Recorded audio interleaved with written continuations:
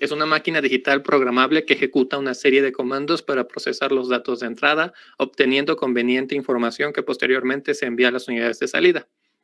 Esto traducido en cristiano, una computadora es una máquina digital a la cual, proporcionándole datos, devuelve información valiosa y no las muestra en pantalla.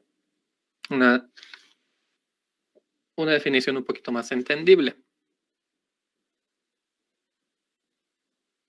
Y ya cuando... Ok. Les puedo pasar la diapositiva si quieren. O les puedo pasar un PDF. Sí, mejor. Okay. Sí, mejor, Inge. También, no sé si ya sepan cómo tomar captura de pantalla en la computadora. Profe, ¿por qué no crea grupo de clases? Iba a crear el grupo de Classroom, pero me dijeron que me esperara porque supuestamente nos quieren dar un correo institucional. Si se dan cuenta, yo he estado trabajando con mi correo de Gmail, que es mi cuenta personal. Una cuenta educativa, una cuenta Delicatep, tiene ciertas ventajas, como por ejemplo no nos va a estar sacando de la sesión en Meet. Entonces, por eso es que todavía no he creado un grupo en Classroom para los trabajos. Pero una vez que ya me pasen mi correo institucional, ya creo el Classroom y ahí voy subiendo todos los materiales necesarios. Por lo mientras, no sé si les preguntaba, no sé si sepan cómo se toma captura de pantalla. Bueno, yo sí. Depende. Sí. Ajá, sí, bueno, sí. Con el teléfono hago, pues sí. Ok, del teléfono, pero de la computadora estaba diciendo, bueno, si ocupan Windows 10, en la parte inferior derecha hay un menú. En ese menú está la opción que dice recorte de pantalla en la parte de abajo. Si le dan ahí, ya les aparece esta herramienta que ya viene instalada en Windows, ya no tienen ustedes que descargarla o algo, y con esa seleccionan la parte de la pantalla que quieren capturar. La captura se envía al mismo lugar, a la parte de arriba, y aquí está su captura de pantalla. Esto también pueden ir haciendo en las presentaciones que yo vaya pasando, así no tienen que enfocarse mucho en el texto. Pero si no, también les digo, les voy a pasar un PDF, yo creo, con las presentaciones en el grupo. ¿Sí? ¿O conocen otra manera mejor? Sí, está bien. Ok.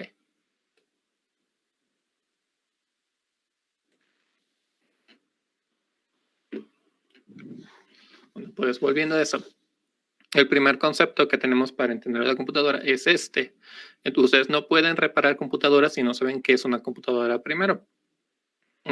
Habíamos dicho que el celular también es una computadora, la Nintendo Switch también es una computadora, la PC, todas son computadoras porque todos comparten el mismo tipo de componentes que a lo mejor no funcionan de la misma manera, pero desempeñan la misma función. Otra cosa que no vimos la clase pasada, y eso también venía y se me pasó en el temario, es la diferencia entre hardware y software. Yo pensé que todos ya tenían un cierto nivel de conocimientos básicos por la actividad de evaluación que contestaron el sábado, pero me parece que sí hay algunos que lo tomaron como un curso de introducción. Entonces voy a intentar explicar términos un poquito más básicos. Para aquellos que ya saben esta información, como les digo, una disculpa, pero tengo que asegurarme de que todos vayamos al parejo y no dejar rezagados. El hardware, pues, es muy básico. Es un conjunto de componentes que integran las partes materiales de una computadora. Es decir, todo lo físico, todo lo que yo puedo tocar, armar y desarmar de una computadora, eso es el hardware. El software, por otro lado, es un conjunto de los programas de cómputo que forman parte de las operaciones del sistema. Es decir, todo lo intangible. Son todos los programas que yo puedo instalar en la computadora o el mismo algoritmo de la computadora en sí. Me puede mandar el cuestionario para contestarlo. Lo envié al grupo. ¿No checaste los mensajes, Armando?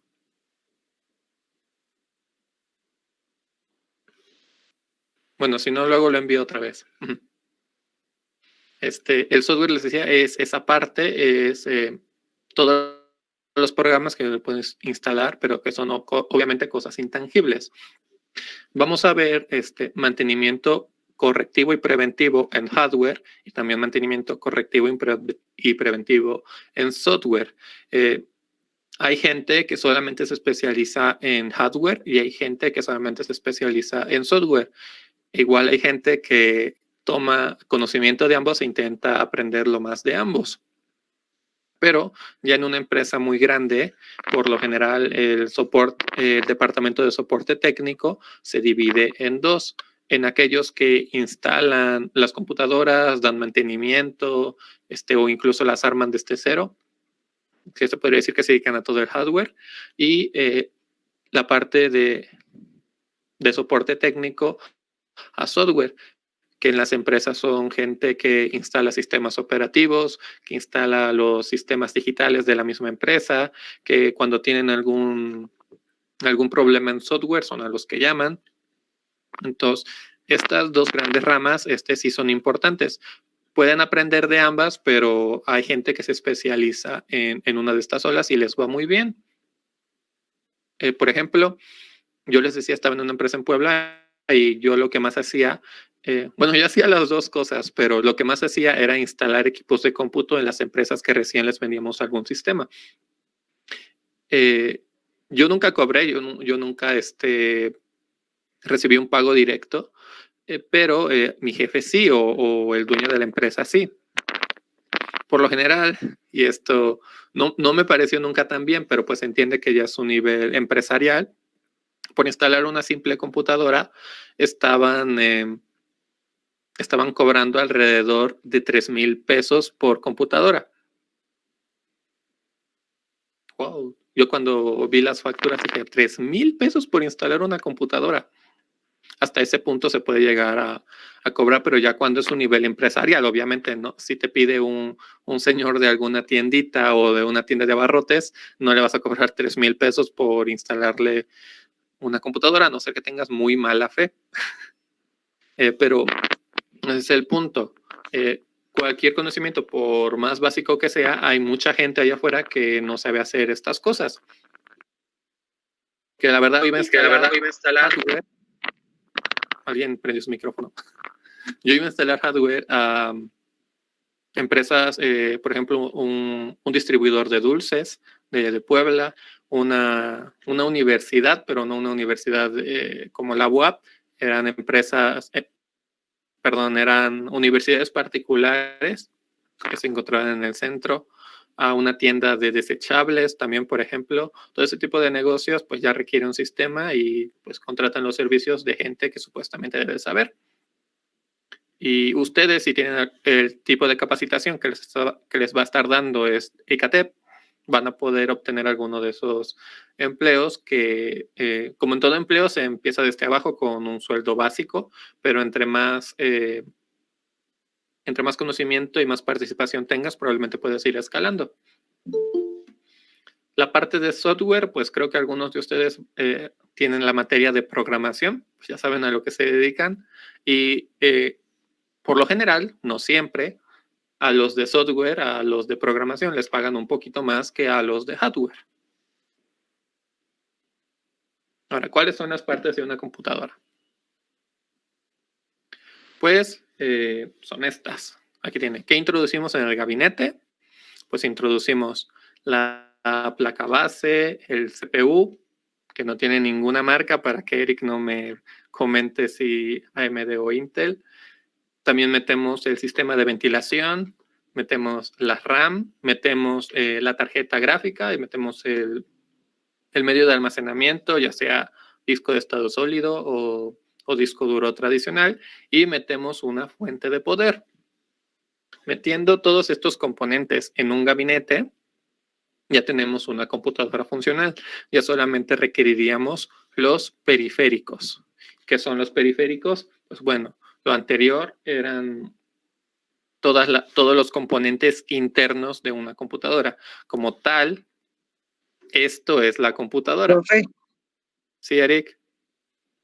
¿qué marcas prefiere más usted? ¿HP? Uh-huh. ¿Una HP? ¿Una Toshiba? ¿Bayo? o una Lenovo? Te voy a contestar de la siguiente manera, un momento. Entonces,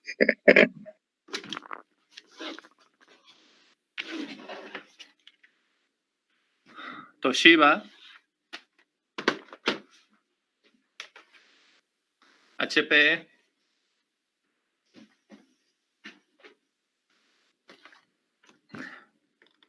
Dell.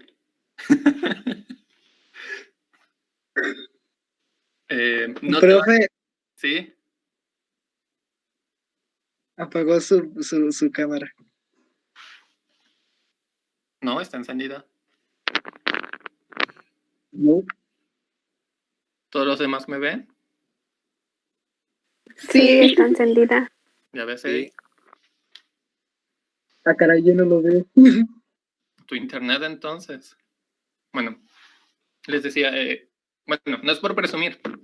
Esta, de hecho, sí la ocupo, sí es funcional, pero pues, ya no tiene teclado, ya no tiene pantalla. Y la traje aquí porque vamos a hacer prácticas. Entonces, esta es muy demostrativa. Funciona, vamos a darle mantenimiento de pe a pa, la vamos a formatear y van a ver cómo sí funciona. Esta también la traje acá para desarmar. Esta sí está completa, sí está entera, tiene todo, pero pues ya no es muy potente. Esta tiene un i5 de segunda generación. Y la otra que vieron, la HP, pues es mi computadora más potente actualmente, con la cual yo trabajo y estudio, y que en estos momentos está capturando nuestra sesión, porque la computadora que utilizo para transmitir no es tan potente para eso. Ahora, respondiendo a tu pregunta, ¿de qué marca prefiero? Como ya les dije anteriormente, no se hagan amigos de una marca. Siempre deben de irse por lo que más les ofrezca por su dinero.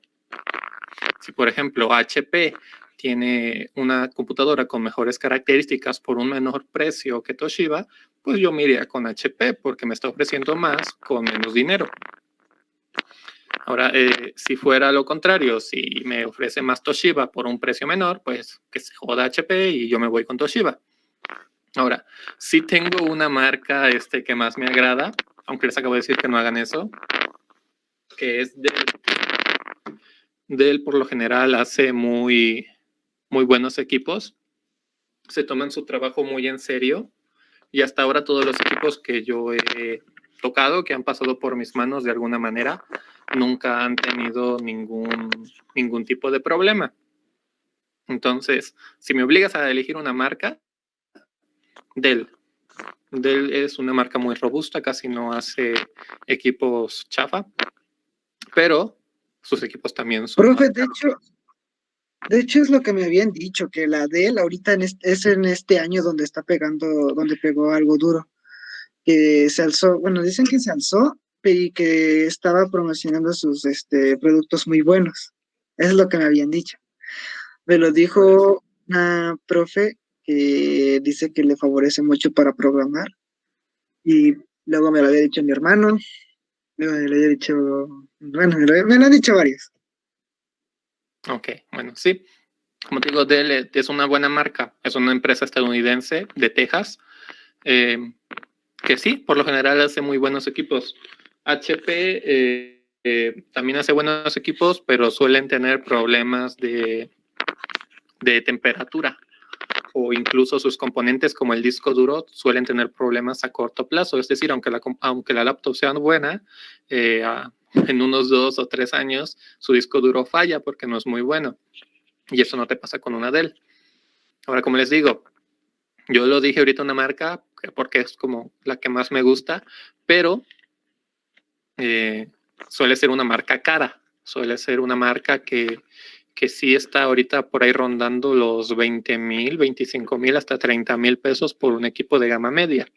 Entonces, prioridades. Profe, ¿usted Uh-huh. qué opina de las computadoras MacBook?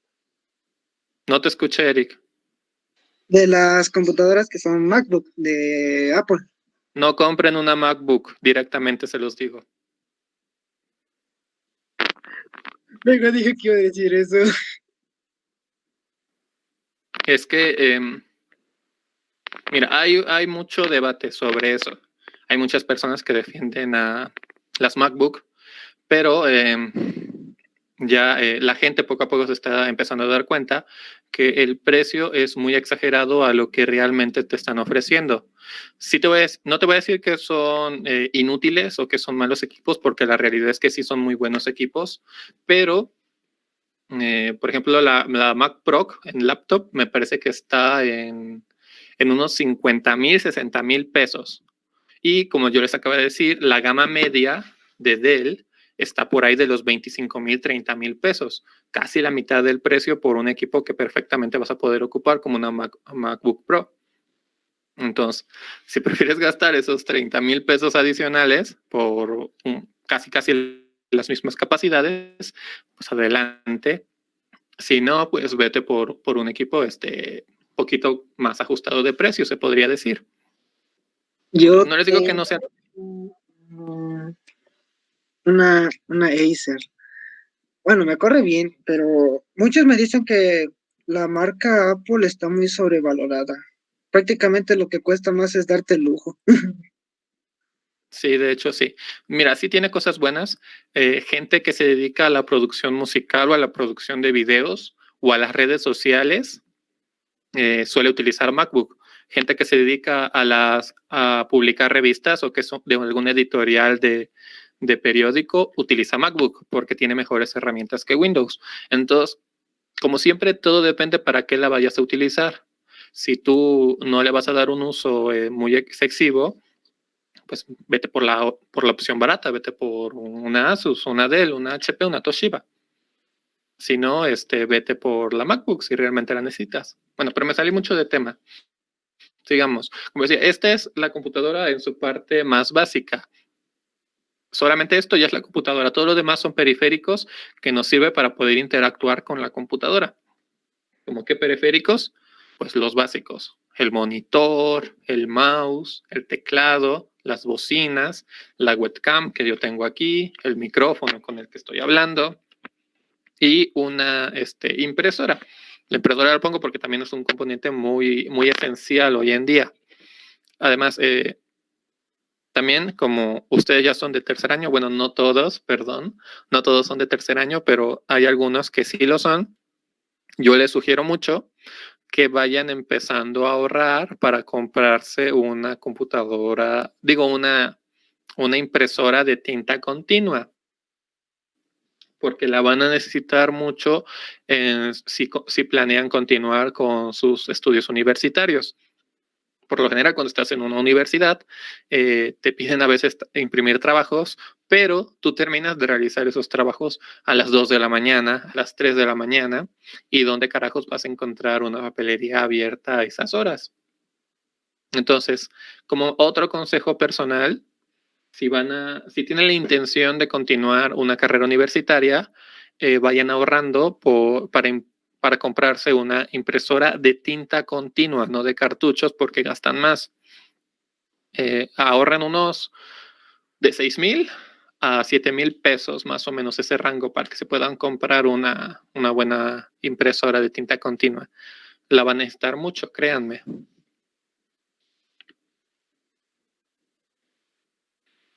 Ahora, vimos los componentes internos de la computadora de escritorio. Estos son los componentes de una laptop. Esta es una Toshiba, rayos. Esta es una Toshiba desarmada que venía en su manual, por eso la imagen todavía se ve un poquito más difusa. Como pueden ver, pues tiene los mismos componentes que acabamos de nombrar. Tiene su pantalla, tiene los altavoces, tiene un ventilador o un medio de disipación. Aquí se incluye la tarjeta modem o la tarjeta de red, porque esa suele ir un componente aparte. Pocas veces va a ir pegado directamente a la tarjeta madre. Trae la tarjeta madre, igual que una computadora de escritorio. Trae la CPU, que también el lunes les mostré un CPU de escritorio y un CPU de laptop. Trae la RAM, pero las RAM más pequeñas, obviamente. El disco duro, que el disco duro pasa de ser uno de 3.5 pulgadas a ser un disco duro de 2.5 pulgadas y de 7 milímetros, que son más delgados. De hecho, aquí tengo uno.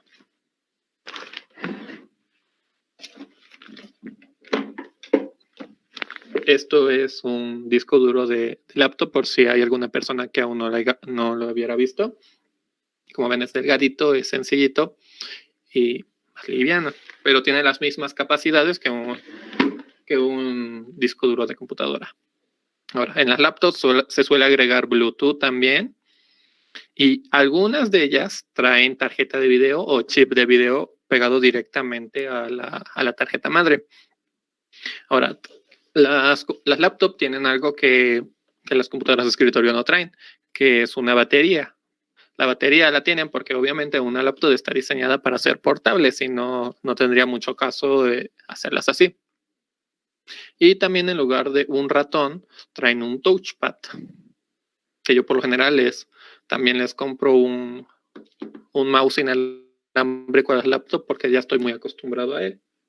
Entonces, si se dan cuenta, son exactamente los mismos componentes, solamente que más pequeños, más livianos y que consumen mucha menos electricidad y por ende son menos potentes. Ahora, vamos con motherboard o placa base o tarjeta madre, como lo conozcan. Ahora, cambié la definición de la tarjeta madre porque vi que algunos todavía tenían dudas, me enviaron mensajes. ¿Qué es la tarjeta madre?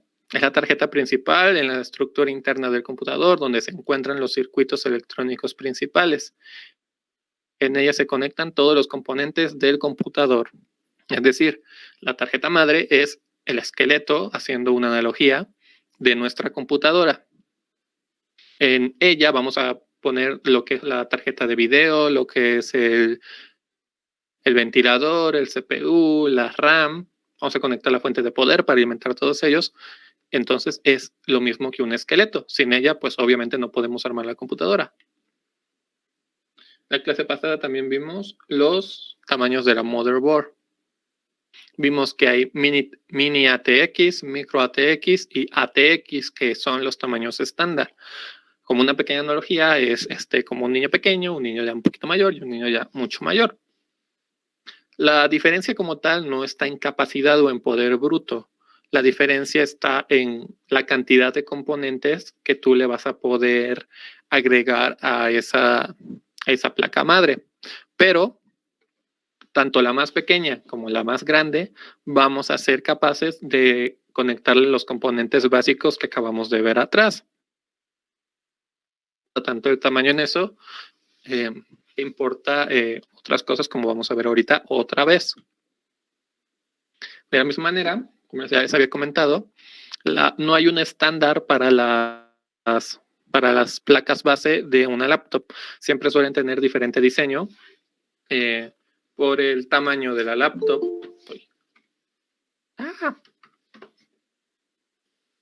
Ahí está. Siempre suele tener diferentes formas por el tamaño de la laptop, su grosor o incluso los componentes que lleva. Entonces no va a haber un estándar de placas base en laptops, pero sí vamos a encontrar exactamente los mismos componentes que ya acabamos de ver: la RAM, el CPU, la placa de video, y los puertos USB y todo eso. Okay. Seguimos. Ahora, ¿qué es lo más importante de una placa base? Lo más importante y lo más básico es el socket. ¿Qué es el socket? El socket es una estructura electromecánica que hace encajar los pines entre el procesador y la placa base. Se diferencian por el número y la distribución de pines y se nombran según una nomenclatura. ¿Los está sacando MID o están teniendo problemas de red? No saben. Bueno, ahí me dicen. Problemas de red. Ok. ¿Estábamos? Oh, sí. No quedó muy claro, me dijeron un par de personas en chat privado. Estoy corriendo algo de aire y pues nos está sacando. Probablemente sea eso, y de por sí desde que empezaron clases en línea, la red se está yendo mucho. Y de repente te quedas sin señal, de repente tienes señal, y otra vez se va la señal. Ok, sí. Sí, yo entiendo los problemas físicos. Como les digo, yo voy grabando las sesiones. Entonces, yo creo el sábado voy a subir las 3 sesiones principales que se supone que debemos de tener, del miércoles, del jueves y del viernes. Las voy a subir a un canal de YouTube donde ustedes las van a poder ver y repasar por cualquier desconexión que hayan tenido por los medios del clima. También, como ya les había comentado en las primeras clases, sí hay que tener ciertas medidas para evitar esas desconexiones. Como les había dicho en la primera clase, cuando me presenté, yo les sugerí que de preferencia utilizaran una computadora de escritorio o una laptop directa en el peor de los casos, que no utilizaran ni tabletas ni celulares para tener una mejor estabilidad. Otra cosa que les sugerí es que si tenían la posibilidad se conectaran directamente por cable. El cable también ayuda a que haya una mejor estabilidad en la red y que no se anden desconectando tanto. Además, si tienen muchos dispositivos conectados en la red, es decir, que estén conectados al mismo Wi-Fi, les va a dar prioridad a ustedes si están conectados por cable. Eviten el uso del Wi-Fi y el uso de datos. Si no tienen otra opción que utilizar el Wi-Fi, pues adelante. Y como les digo, voy a estar subiendo las clases a YouTube por si les llega a desconectar muy seguido. ¿Alguna duda acá?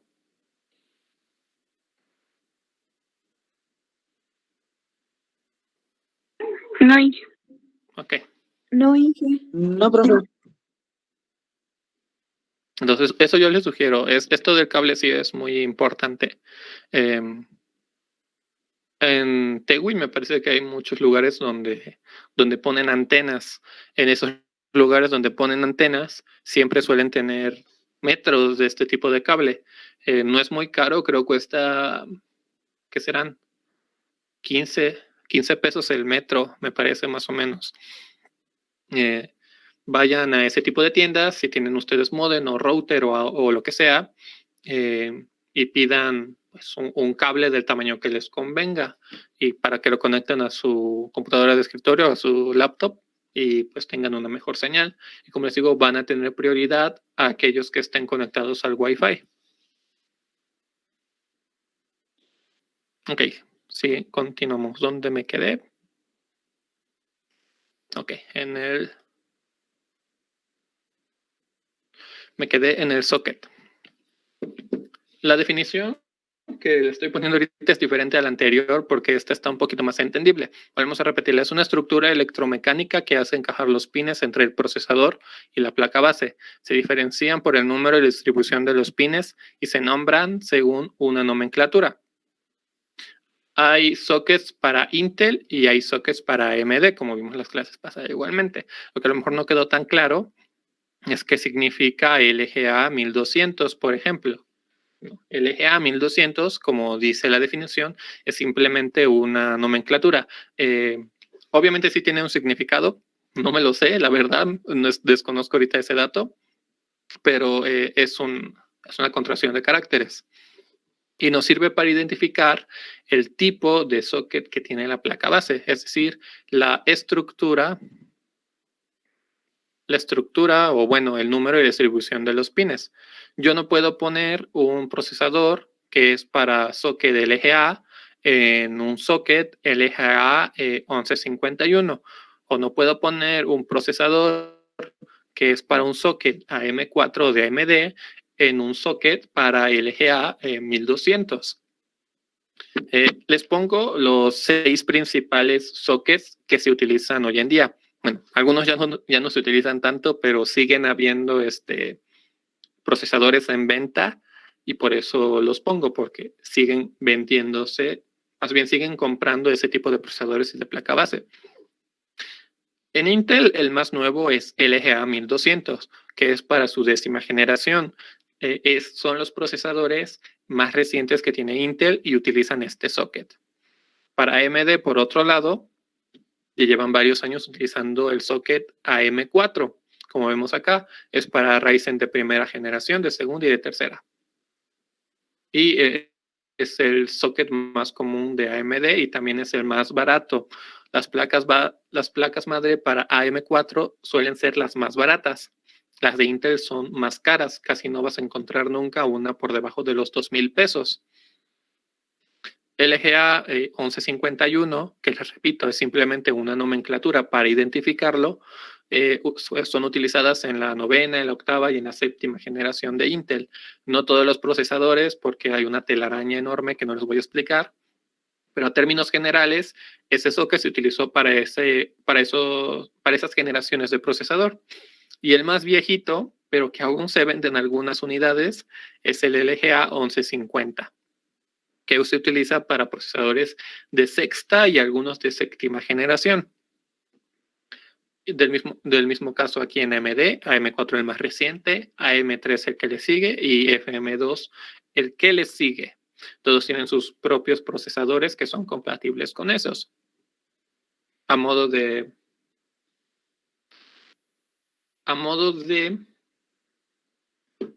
ejemplo, les traje aquí estas dos pequeñas imágenes.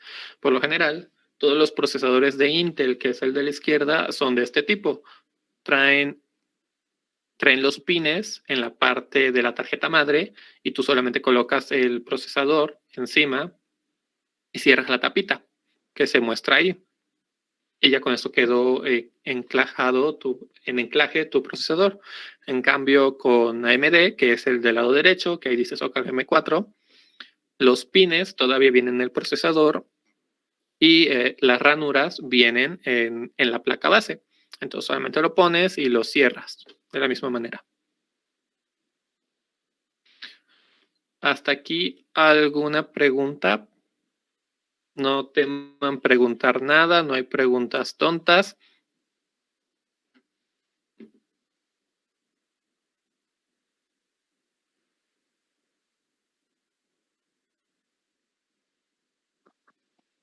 ¿Seguros todos?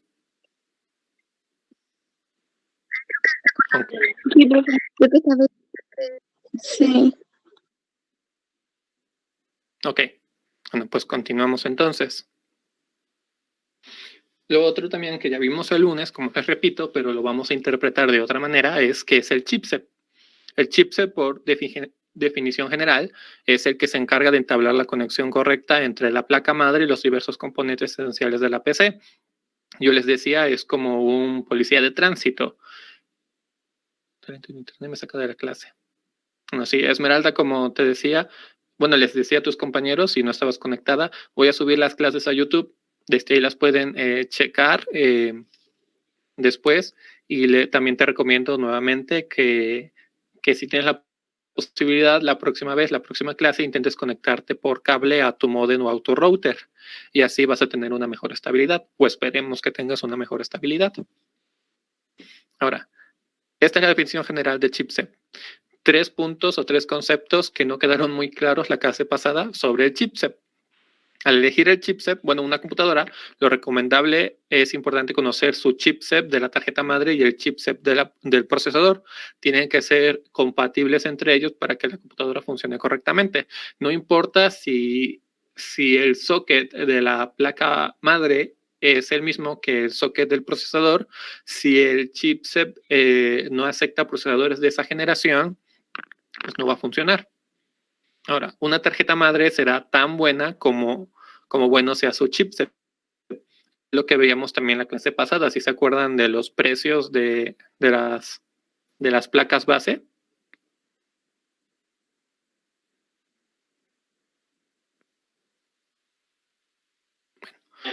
De 1000, sí. Hay algo, la otra era... Sí, Tania, vimos que venían desde los 1400 más o menos a los 3600. Y es por eso, porque una tarjeta madre será tan buena como buena sea su chipset. Entre mejor sea el chipset, mejor será la placa madre. Ahora, tercer punto. El chipset que posee nuestra motherboard suele llegar a determinar las características de dicha placa. Entre más básico sea tu chipset, más básicos van a ser los componentes que tú le vas a poder poner a tu placa madre. Si es muy bueno, pues vas a poder poner componentes de mejor calidad, obviamente. ¿Esto en qué nos sirve? Pues bueno, si tú compras una placa madre con un chipset muy caro y le vas a poner los componentes más básicos o más baratos que tú hayas encontrado, pues no va a haber paridad, no vas a estar invirtiendo bien tu dinero. ¿Por qué? Porque compraste una placa madre muy cara para los componentes tan básicos que tú le vas a poner a esa placa madre. Entonces, si tú quieres ahorrar dinero, pues vas a escoger una placa madre que encaje con el tipo de componentes que tú le vas a ensamblar. El mismo caso es lo contrario. Si tú compras una placa madre muy básica, la más barata que encuentres, y a lo mejor buscas componentes súper potentes, súper buenos, a lo mejor por ahí va a haber algún problema de compatibilidad o no va a sacar todo su potencial. No digo que no vaya a funcionar, a lo mejor va a haber un poquito más de limitantes. Entonces, está de ese lado. Tienen que saber qué comprar para determinados casos, para los componentes que vayan a elegir. Les traigo una tabla más entendible también que la tabla que les traje la vez pasada, porque igual me dijeron que no le entendieron mucho. Y es esta de aquí abajo. Como vemos, al lado izquierdo tenemos los sockets que acabamos de ver en la presentación anterior. Tenemos lo de Intel, que son los 3 primeros de arriba, y tenemos los de AMD, que son los de abajo. En la parte de la derecha tenemos los chipsets que son compatibles con estos sockets. Cada socket tiene una lista de chipsets que son compatibles tanto con los procesadores como con los sockets. Tiene que haber siempre compatibilidad entre esas 3 piezas. Tiene que haber compatibilidad entre chipset, entre motherboard y entre procesador para que no vayan a tener ningún tipo de limitante. De la misma manera que les ordené la vez pasada, los que están más a la izquierda son de menor capacidad o más baratos, y los que se van más a la derecha son chipsets mucho mejores, mucho mejor programados y por ende mucho más caros. Entonces, continuemos. Ahora ya les había dicho, bueno, ya en esta anterior ya les había dicho que el chipset nos limita a la placa madre, que entre mejor sea el chipset, mejor será los componentes de la placa madre. Ahora, pero ¿qué tipo de limitaciones nos puede poner el chipset? Bueno, lo primero, el número de puertos USB. Entre mejor sea, entre mejor capacidad tenga, más conexiones de puertos voy a tener. Si es un chipset muy barato, menos conexiones me va a permitir. Ahora, ¿en qué otra cosa me limita? En la generación de esos USB que me permite. A lo mejor es muy barato y solamente me permite USB de segunda generación y de tercera generación, que en teoría son de menor capacidad y menos veloces que una USB de 3.2. Esto vamos a estar viéndolo muy adelante, solamente es para que lo contemplen. Entonces, influye en la generación de la USB y por ende también influye en la velocidad de transferencias de archivo. Cuando yo conecto una USB y quiero pasar una película, por ejemplo, el chipset nos pone este tipo de limitaciones de qué tipo de USB son compatibles y en qué tan rápido se vaya a pasar la película de un lado a otro. ¿Qué otra cosa me limita? El número de puertos SATA. ¿Qué es un puerto SATA? Bueno, pues todavía no llegamos a eso, pero para ponerlo rápido, son los conectores de los discos duros, de los SSD o de las unidades de DVD. Si ustedes son de esa generación, que yo creo que sí, me van a preguntar, ¿y por qué un DVD? Bueno, el DVD todavía no está obsoleto, todavía sigue siendo utilizado en muchos lugares. Cuando estén trabajando probablemente se vayan a dar cuenta. También, por ejemplo, suelen utilizarlos mucho pues la gente que graba música de discos piratas o la gente que graba películas, que se dedica a filmar eventos y a vender esos DVDs. También puede ser unidades Blu-ray, no tienen que ser simplemente DVD. Entonces siguen estando en uso, todavía no han quedado obsoletos. No sé si sepan, pero una computadora puede tener hasta 8 o 12 unidades de DVD conectadas, precisamente por gente que se dedica a ese tipo de filmaciones y demás. No les conviene estar grabando de disco en disco, les conviene grabar un lote de varios discos al mismo tiempo. Entonces, el chipset también nos limita el número de puertos o el número de conexiones que voy a tener yo de discos duros y de unidades de DVD. ¿Qué otra cosa me limita? Pues la generación de esos puertos. La USB no es el único que tiene diferencias en velocidades. El disco duro también tiene ese tipo de limitantes. SATA 2 es más lento que SATA 3. Esto sí nos afecta, porque por ejemplo, si yo le compro un disco duro muy bueno a mi computadora, probablemente no vaya a aprovechar todo su potencial, todas sus capacidades, porque estoy limitado por una generación anterior. No sé si se tenga eso. Por ejemplo, yo tengo un disco duro que es SATA 3 y yo lo pongo en una computadora que es SATA 2. Entonces, va a funcionar, no me va a marcar ningún error, pero la velocidad va a ser mucho menor. El disco se va atrás, el disco duro no va a funcionar de la manera correcta y no voy a tener la experiencia deseada. Entonces, también eso nos limita el chipset. ¿Qué otra cosa? El tipo de RAM. Como decíamos, entre mejor sea el chipset, mejor van a ser los componentes que tú le puedes poner. El mismo caso que el USB y el SATA. Entre mayor sea la generación, más veloces van a ser y más capacidad van a tener. DDR2 es más lento que DDR3 y DDR3 es más lento que DDR4, que es la generación más estándar que tenemos hoy en día. Probablemente el próximo año ya se normalice un poquito más el DDR5, pero pues eso ya es tema de futuro.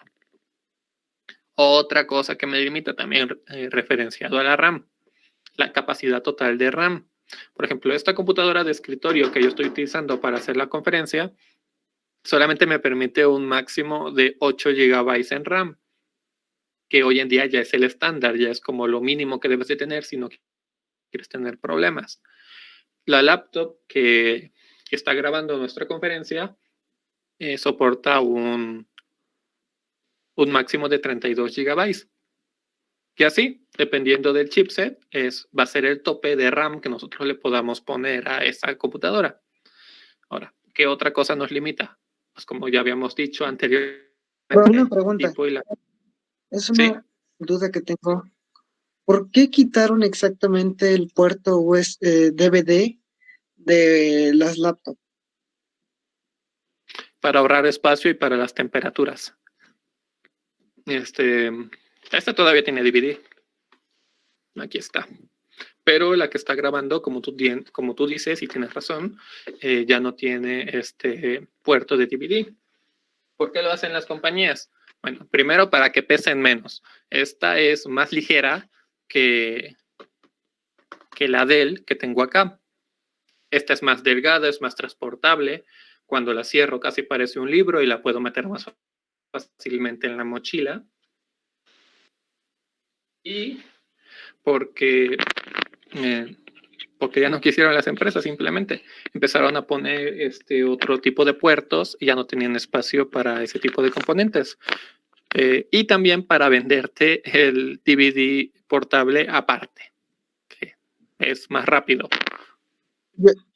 Yo sentía que te alivianaba mucho lo del puerto DVD porque bueno, yo sentía que me alivianaba porque a veces para hacer como una película, así con unos pequeños videos, terminaba demasiado. Sí, pues sí, era una herramienta muy, muy útil, sigue siendo una herramienta muy útil. Las de escritorio que tengo acá sigue teniendo el DVD, pero hay muchas cuestiones, no solamente de las mismas marcas. Para ponerte un ejemplo muy rápido, no sé si sepan, no sé qué tan metidos estén en este mundo de la informática o qué tipo de noticias lleguen a leer, pero las empresas suelen copiarse de Apple. Cuando salió el iPhone, el primer iPhone, pues todo el mundo empezó a hacer celulares táctiles. Cuando salió el MacBook, todo el mundo empezó a copiar el diseño. Por lo general, Apple marca tendencia y las demás compañías le siguen, porque se supone que eso es lo que quieren los compradores, que no siempre es cierto, pero se supone. Entonces, la razón por la que no tengamos, bueno, una de las razones también por la que no tengamos puerto DVD en las laptops es por eso, porque Apple empezó a hacer sus dispositivos más pequeños, más livianos, más delgados, y por ende quitaron ese puerto y todas las demás empresas siguieron esa tendencia. Entonces le pueden echar las gracias a Apple también por eso. Por ejemplo, Huawei. ¿Qué tiene Huawei? Este, profe, Ujú. bueno, yo a lo que había visto se demandaban mucho lo que era la marca Samsung y iPhone. Se demandaban mucho por unos chips, pero no sé de qué eran. El chiste es que se demandaban por eso, porque se copiaban y, o sea, creo que iPhone le había metido primero demanda a Samsung y después Samsung le metió demanda a lo que es, bueno, la marca de Apple y entre se peleaban quién era. Bueno, pues la verdad no estoy muy atento a ese tipo de noticias, pero sí es cierto que las compañías suelen demandarse cada cierto tiempo por derechos del autor, por la propiedad intelectual de ese tipo de cosas. Pero bueno, son cosas de ellos, son cosas económicas. Sí, hay una Huawei, por ejemplo, una laptop Huawei que está vendiéndose mucho. A ver si la tengo por acá en Amazon guardada. Y como dices tú, Armando, tiene muy buenas características, da mucha compatibilidad a sus usuarios y el precio me parece que no estaba tan mal también. A ver si la encuentro rápido ahorita. A lo mejor a alguno de ustedes les interesa también. Déjenme ver un momento.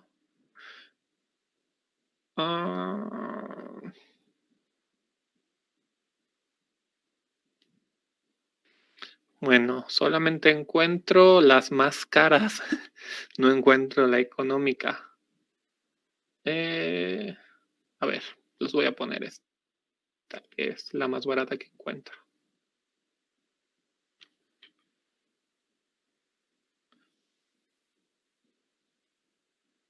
Esta tiene buen precio. Esta es, Armando, la que decías, la MateBoot. Ajá. Bueno, había una más barata que estaba por ahí de los 13,000, 14,000 pesos y que seguía siendo muy buena. Esta, si tienen el dinero, pueden comprarla. Si no, espérense y a lo mejor bajan los precios el próximo año. Está bien, trae una AMD Ryzen 5500U, que si estuvieron pendientes de la clase anterior, pues ya saben que es un buen procesador. Si no, hoy lo vamos a dejar en claro. Tiene un diseño muy bueno, tiene lector de huellas, no sé si puedan ver ahí, y la pantalla muy grande. Sí, está muy bien, y como ven aquí, se nota que ya no traen el lector de DVD. ¿Por qué? Porque Apple marca Lo tendencia. malo es la RAM, ¿no? Trae un 8 en RAM. Sí, un poquito corta. Sí, se queda un poquito corta porque trae un Ryzen. Lo que tienen los Ryzen es que traen una tarjeta gráfica integrada, que todavía no hemos visto ese tema, pero para ponérselo rápido, esos chips traen una tarjeta gráfica pegaditos al CPU, pero no traen RAM. Las tarjetas gráficas suelen tener RAM aparte. Entonces, como esa tarjeta gráfica no trae RAM, le quita unos 2 GB en RAM a la que tengamos instalada en ese equipo. Por ejemplo, aquí dice 8 GB en RAM. En lugar estaríamos teniendo unos 6 a lo mejor, libres, porque siempre nos va a quitar la gráfica 2. Sí, Eric.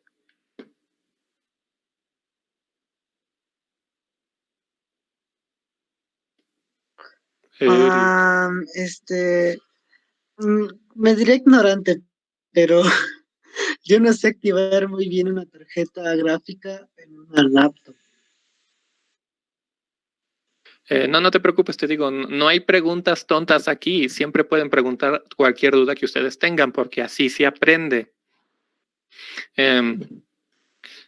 La tarjeta gráfica no se activa, lo que tienes que hacer es simplemente instalar el driver, que también lo vamos a ver en este curso. Esta tarjeta gráfica tú no la tienes que armar o desarmar, te digo, ya viene pegado al CPU, comparten el mismo espacio, se podría decir. Entonces, tú una vez prendiendo tu computadora, la tarjeta gráfica y el CPU arrancan en automático, tú no tienes que hacer nada. Lo que decía Mario y lo que les comentaba es que como trae una tarjeta gráfica integrada, nos va a quitar 2 GB en RAM que va a utilizar esa tarjeta gráfica. En lugar de tener 8, hagan de cuenta que tenemos 6 en realidad. ¿Por qué? Porque la tarjeta gráfica necesita esos 2 para poder trabajar. De hecho, no sé si les haya pasado. Les voy a mostrar rápidamente para no perder el tiempo. Bueno, aquí. Bueno, a mí no me pasa. Aquí cuando por lo general dice memoria RAM instalada, 6 GB, aquí a veces suele aparecer 5.8 utilizables o 4.0 utilizables. Eso es porque bueno, puede ser un problema también de la RAM, pero si todo está bien, si todo está correcto, suele ser porque tenemos una tarjeta gráfica integrada a nuestro procesador y nos está quitando esa RAM para poder funcionar. ¿Sí quedó claro eso?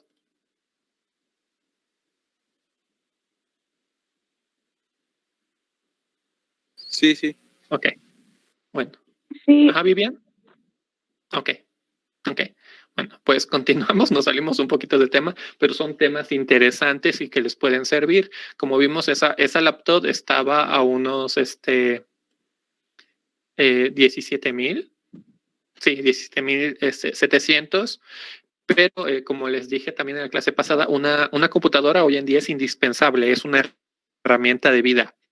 A lo mejor no se la pueden permitir de manera inmediata, pero pueden ahorrar, pueden trabajar y ya van a tener el conocimiento para saber qué tipo de computadora ustedes pueden comprar y deben comprar, mejor dicho. Entonces, hay equipos más baratos, por ejemplo no me voy a ir sin darles una opción un poquito más económica, que también trae un Ryzen. Este es un Ryzen 3200U y está casi en 10,000 pesos. También otro punto es que pues son 4 GB en RAM, que como ya dijimos, como trae un Ryzen y traen gráficos integrados, sería como si tuviéramos 2 GB en RAM.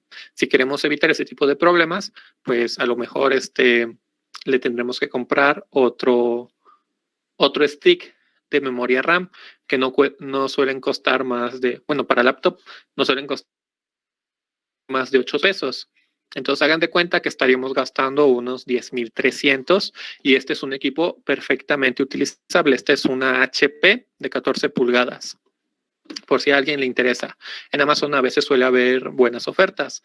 Este Buen Fin, estoy haciendo publicidad, pero este Buen Fin ustedes pueden meterse a Amazon, Mercado Libre, cualquier tienda electrónica que ustedes quieran y probablemente se vayan a encontrar ofertas. Si encuentran una buena laptop o ustedes creen que es una buena laptop por menos de 9,000 pesos, intenten comprarla si es que pueden, no estoy diciendo que lo hagan, porque estos precios suelen aumentar. Ya nos está dando problemas la sesión, ¿verdad? Porque los está sacando a cada rato.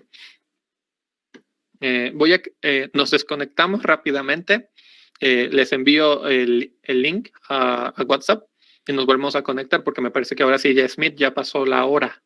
Y recuerden que a la hora nos empieza a dar problemas Smith y nos saca. Entonces, desconéctense. Agregue que. Está bien, Inge. Ok, desconéctense y ahorita envío el link al grupo. Un momento.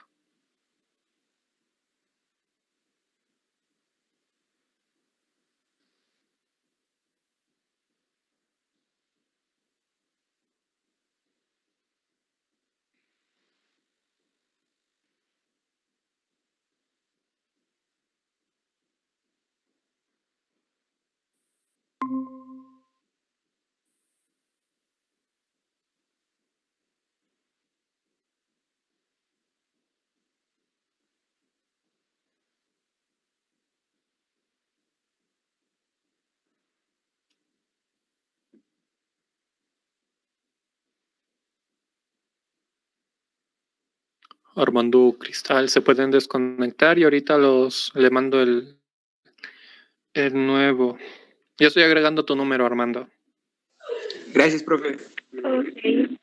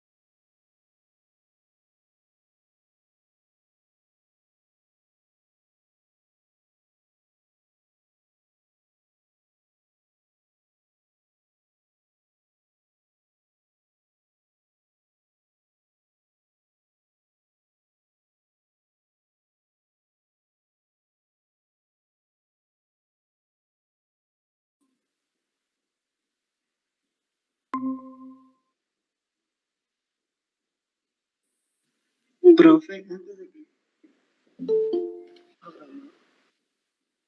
¿Qué? Disculpa, no te escuché. sabe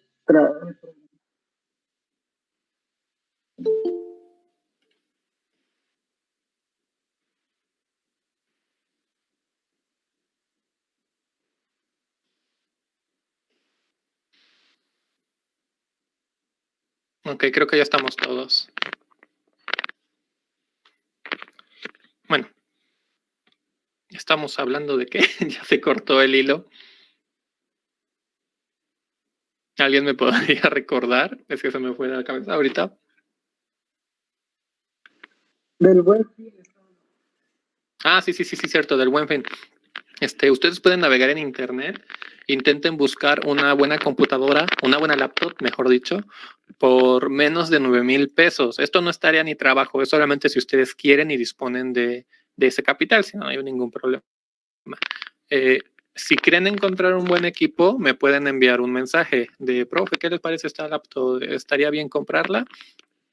Yo ya les puedo ayudar un poco y decirles, a lo mejor no te conviene o a lo mejor sí. Por si a alguien le interesa comprarse una laptop.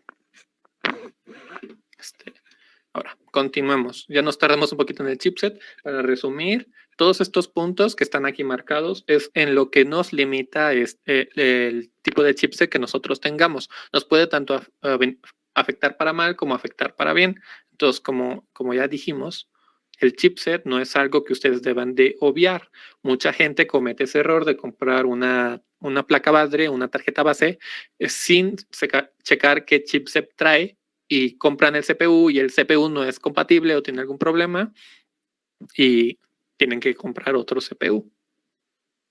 Entonces no quiero que les vaya a pasar eso en algún futuro o que tengan algún trabajo de armar una computadora o de reparar alguna y les vaya a terminar pasando ese error.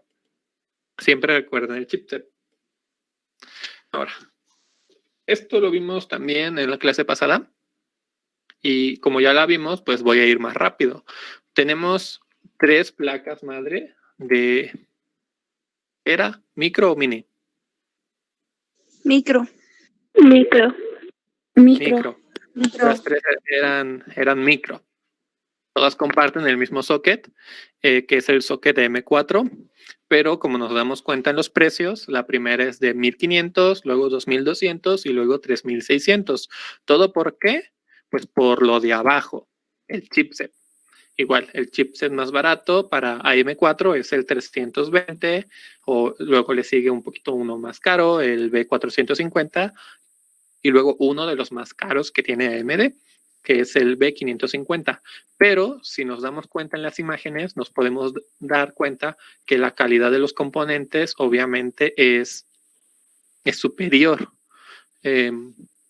Las partes que yo puedo conectar son las mismas, pero la calidad varía dependiendo del chipset, como ya estuvimos diciendo. También si nos damos cuenta en el panel izquierdo, por ejemplo, esta no solamente tiene 2 entradas de video, que es el HDMI, que es esta. Este es el HDMI, por si no sabían. Espera, alguien me envió un mensaje.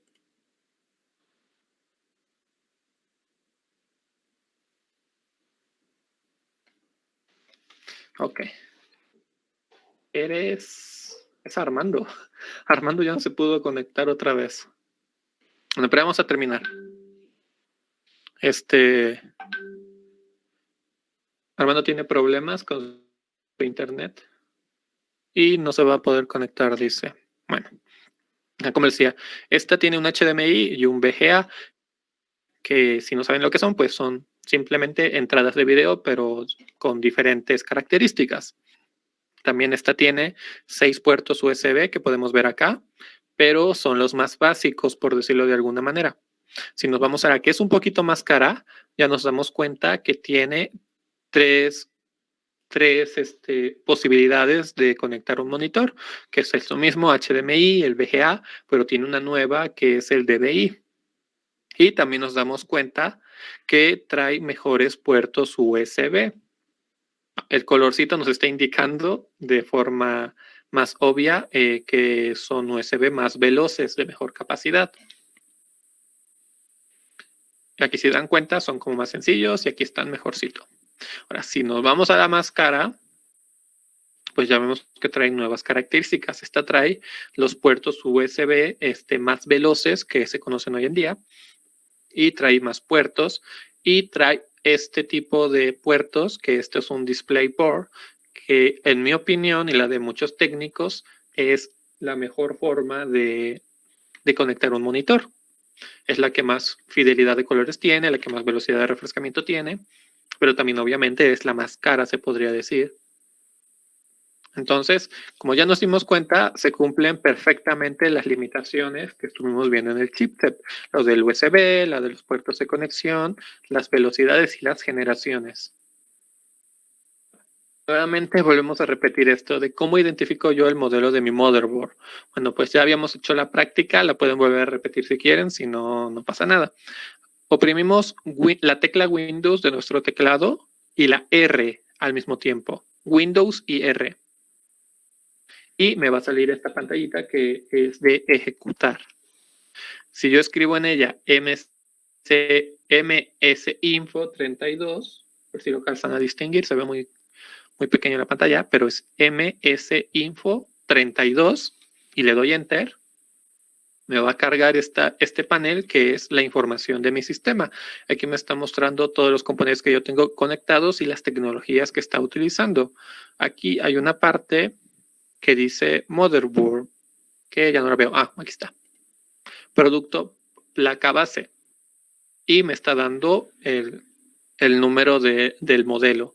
Si yo busco este número en Google, pues me va a mostrar toda la información. Yo ya la había encontrado un momento. Se supone que lo había hecho así para que ya no me diera problemas. Ok. Bueno, aquí está. Yo ya busqué ese. Lo busqué en mi navegador y me manda al manual de usuario. En el manual de usuario, que esto es otro tip que no les di la clase pasada, pues yo encuentro todas las características de mi equipo. En este caso, me mostró la de mi gabinete. Me marca todas sus partes, todos los componentes que trae, todos los puertos que son compatibles. Y más abajo viene, también en este tipo de manuales suele venirnos el instructivo de cómo nosotros vamos a desarmar o a cambiar alguna pieza. Este tipo de manuales son muy útiles cuando recién estamos empezando a dar soporte y a lo mejor no es tan intuitivo como es que nosotros vamos a desarmar un equipo. Siempre pueden buscar, por ejemplo, así, ponen la marca de la placa madre o el modelo, ponen la serie y ponen documentation en inglés, documentation, o especificaciones, o specs. y les va a salir este tipo de manuales donde viene el instructivo de mantenimiento y de cambio de piezas. Aquí me dice los componentes y el procedimiento que yo debo de llevar para abrirla, y aquí ya me está mostrando lo que me interesa, que es la placa madre. Podemos ver que aquí nos dice el orden en el que viene, qué tipo de componentes son, qué tipo de tecnologías son compatibles. Y en la parte de abajo viene, por ejemplo, que se puede utilizar solamente DDR2 en esta máquina. Nos dice que son 4 módulos de RAM y que esta es la máxima velocidad que... Ok, no te preocupes, Armando. Inténtalo, pero ahí vemos. Sí lo volvió a sacar. Aquí vemos el tipo de memorias que son compatibles. Esto lo vamos a ver más a fondo cuando toque ver memorias RAM, pero aquí rápidamente nos está mostrando la generación de la RAM y la velocidad que puede alcanzar esa RAM o que debe de tener esa RAM. Entonces aquí viene toda la información muy útil para nuestra computadora. Y lo obtuvimos de esa manera. Con Windows R, MSInfo32, me voy a buscar el modelo de la placa madre y lo busco en Google y ya me marca todas las características de esa tarjeta. Me marca el chipset, me marca qué procesadores puedo poner, a ver si lo encuentro aquí. Es que estos manuales también son muy largos. La verdad, cuando buscas estos manuales, sí tienes que leer mucho, que saber identificar las partes. No como yo, que ya me perdí ahorita. Disco duro.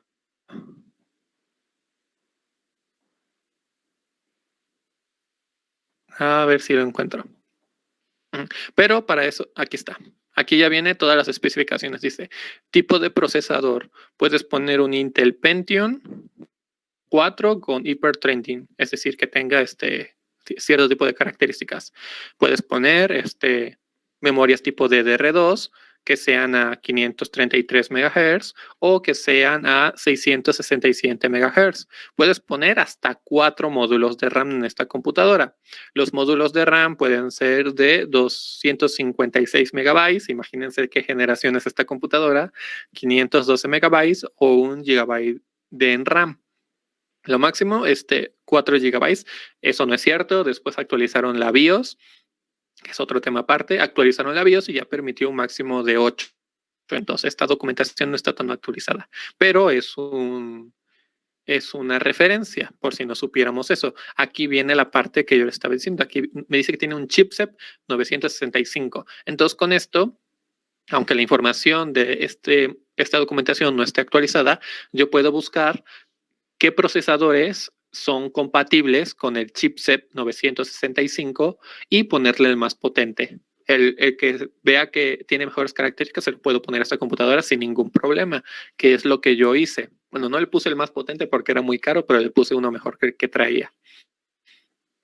Y ese tipo de información es el que podemos encontrar en estos manuales de la forma que ya les expliqué para buscarlo. Ahora sigamos. Procesador. Este tema no lo vimos bien el lunes porque, pues, por la lluvia de aquel entonces. Entonces, lo puse de otra manera y espero que sea más entendible y no tenga ninguna duda. Se me olvidó preguntarles, ¿alguna duda del tema de la motherboard? Porque recuerden que les había comentado que para una actividad ustedes van a armar hipotéticamente su cotización de una computadora de pe a pa, todos los componentes internos y externos, y lo van a poner en un Word o en un documento y me lo van a enviar y yo ya lo voy a calificar. El presupuesto van a ser 7,000 pesos. Pero para eso tiene que quedar muy claro estos temas. Entonces, ¿alguna duda de la motherboard o todo lo que estoy diciendo ya lo sabían? No, no lo sabía yo, Inge. Sí, sí quedó claro. Ok. ¿Y los demás? No hay ninguna duda y no lo sabía, pero ya, me entendí. Ok. Ninguna duda. Sin ninguna duda. Ok. Bueno, entonces creo que podemos continuar con procesador. ¿Qué es un procesador? Su función es la de ser el cerebro de todo el funcionamiento del sistema, siendo el encargado de calcular y dirigir todas las tareas que llevó a cabo. Como ya les había comentado, todo lo que nosotros vemos en nuestro monitor en realidad son cálculos matemáticos, sumas, restas, multiplicaciones, divisiones, pero que el software y el hardware interpretan de cierta manera para que nos muestre una imagen visual en nuestro monitor y nosotros lo entendamos. Por eso es que es el cerebro y que se encarga de calcular y dirigir todas las tareas. Ahora, ¿qué es lo que yo debo de tomar en cuenta de un procesador? Pues primero el socket, que ya espero que no tenga que dar más explicaciones, pero que rápidamente es el tipo de conector con pines o socket al que debes conectar a nuestra placa base. Ya lo tuvimos en cuenta. Hay un socket, el socket tiene chipset y ese chipset determina qué procesador yo le voy a poner a ese socket. Los núcleos. Los cores o núcleos, que casi siempre lo van a encontrar como cores, son los encargados de llevar a cabo la multitud de tareas de manera simultánea sin que el PC tenga que trabajar a marchas forzadas. Es decir, como tal, el CPU es un cerebro. Ahora hagan de cuenta que ese cerebro se divide en varias partes, como nuestro cerebro que tiene el lado derecho y el lado izquierdo. Pues es lo mismo con los procesadores de escritorio y de laptops. Ese cerebro tiene muchas partes, varias partes, y se dividen las tareas. Cierto número de procesadores se encarga de algo y cierto número de procesadores se encarga de otra cosa para que dividan las tareas y trabajen de mejor manera. Eso es en pocas palabras un núcleo. Como vimos también en la clase pasada, hay procesadores de 2 núcleos, de 4, de 8, de 16, hasta de 32 o más núcleos. Uno básico y funcional para ustedes, que son estudiantes de bachillerato en estos momentos, podría ser uno de 4 núcleos, 4 hilos. Menos que eso sí va a funcionar, pero se va a quedar obsoleto más rápido. Ahora, hilos. ¿Qué son los hilos? Dentro de cada núcleo puede existir un hilo o core, un core virtual, que tiene como objetivo dividir la carga de trabajo entre cada núcleo. Bueno, como decimos, el CPU es un cerebro. Ese cerebro tiene núcleos, que son partes del cerebro. Ahora, esa parte del cerebro puede tener una sola tarea que realizar o puede tener 2 tareas que realizar. Esto a lo mejor ahorita no queda muy claro, pero más adelante sí. O sea, esa parte de mi cerebro puede realizar 1 o 2 tareas. Por eso hay algunos procesadores que tienen 4 núcleos, 4 hilos, porque cada parte de ese procesador se encarga de una sola tarea al mismo tiempo. Pero aquellos que tengan 4 núcleos, 8 hilos, cada núcleo se va a encargar de 2 tareas, como se puede ver en la imagen de la derecha. Por ejemplo, el núcleo 0. El núcleo 0 tiene 2 hilos, es decir, ese núcleo puede realizar 2 tareas al mismo tiempo. Si ese núcleo tuviera un solo hilo, pues solamente puede realizar una tarea al mismo tiempo. Obviamente a nosotros, como personas que utilizan la computadora, nos conviene que los núcleos puedan realizar varias tareas al mismo tiempo porque nos da un mejor beneficio en tiempo. Ahora, otro punto que no les dije la clase pasada, es la frecuencia. ¿Qué es la frecuencia? Bueno, la frecuencia está medida en gigahertz. La frecuencia hace referencia a la velocidad a la que opera el procesador y el tiempo en el que se tarda en procesar las tareas. Si ustedes no sabían cómo... ¡Ay, rayos! Si ustedes no sabían cómo... Si ustedes no sabían cómo saber cuántos núcleos tiene su procesador o qué procesador tienen, pues es muy fácil. En el icono de Windows de la parte inferior izquierda, le dan clic derecho. Les va a salir esta pestañita. No importa si tienen otro Windows aparte del 10, probablemente les salga esto. Ahora, ahí hay una pestaña que dice Sistema. Si le dan a Sistema... No, mentira. Esa es otra cosa. Es lo mismo. Windows y se van a Administrador de Dispositivos. Perdón. En Administrador de Dispositivos nos va a cargar todo el hardware que nosotros tenemos conectados. La pantalla, la tarjeta de red, la tarjeta de Bluetooth, la webcam, y hay una parte que dice procesadores o procesador. Y si yo le doy clic, aquí puedo saber cuántos núcleos tiene mi procesador. Nos marca la marca del procesador Intel, la familia Core, 2-Quad, CPU, la nomenclatura Q6600 y corre a 2.40 GHz, que es la frecuencia que vimos acá. 2.40 GHz son 2.400 millones de cálculos en un segundo.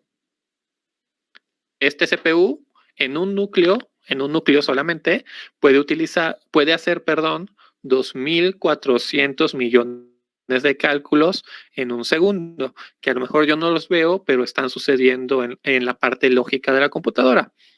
Ahora, ¿de qué otra manera yo puedo ver cuántos núcleos, cuántos hilos, tiene mi procesador? Bueno, en la barra de tareas de la parte de abajo, no importa en qué parte, siempre y cuando no le den a un icono, le dan clic derecho, se van a Administración de Tareas. Nuevamente repito, en la barra de tareas, clic derecho, Administrador de Tareas. Se van a Rendimiento. Algo más grande. Se van a CPU. Y en la parte de abajo aparece igual núcleos y procesadores lógicos, que son los hilos. Aquí me está diciendo que tienes un procesador que está acá la marca y la frecuencia, igual que siempre, e igual acá. Tienes un procesador de 4 núcleos, 4 hilos. Es decir, este no tiene 2 hilos por núcleo, sino aquí diría 4 núcleos, 8 procesadores lógicos. Este solamente tiene un hilo por núcleo. También lo podemos ver acá, si nos vamos así. Y aquí vemos cómo trabaja, el porcentaje de trabajo que tiene cada núcleo. Esto es lo que les decía. Cada pedazo de núcleo se encarga de cierta tarea al momento de estar trabajando para que así no se sobrecargue uno solo. Y de esta manera pueden saber cuántos núcleos, cuántos hilos tiene una computadora. A veces en las tiendas departamentales, Walmart, Soriana, Bodega Aurrerá, Sam's Club, no sé, cualquier lugar que venda computadoras, suelen tener máquinas de prueba, laptops abiertas que te permiten checar y tocar. Y esta es una manera en la que ustedes pueden saber si es un buen equipo o no. Se van a la barra de tareas. Si no les aparece, simplemente denle a la tecla de Windows y les va a salir ahí. Le dan clic derecho, le dan administrador, se van a rendimiento y pueden ver aquí las características del CPU, qué modelo tiene, cuántos núcleos, cuántos hilos, la frecuencia y hasta la RAM, cuánta RAM tiene. Por si no está muy claro luego en los papelitos que ponen ese tipo de tiendas, y de esta manera ustedes hacen una compra más inteligente. Entonces, esta era las definiciones que a lo mejor no quedaron muy claro en la clase pasada. Les dije que íbamos a salir a las 8, pero ya me tardé, disculpen, es que suelo divagar mucho. Bueno, otra cosa que a lo mejor no quedó muy clara es cómo se conforman esas nomenclaturas. Bueno, pues siempre va a ir primero la marca y la familia. Por ejemplo, en este caso Intel Core, pero si fuera de AMD, aquí diría AMD Ryzen o AMD A-Series o cualquiera de sus familias. Luego viene la nomenclatura. Por ejemplo, aquí me está diciendo que este es un i7.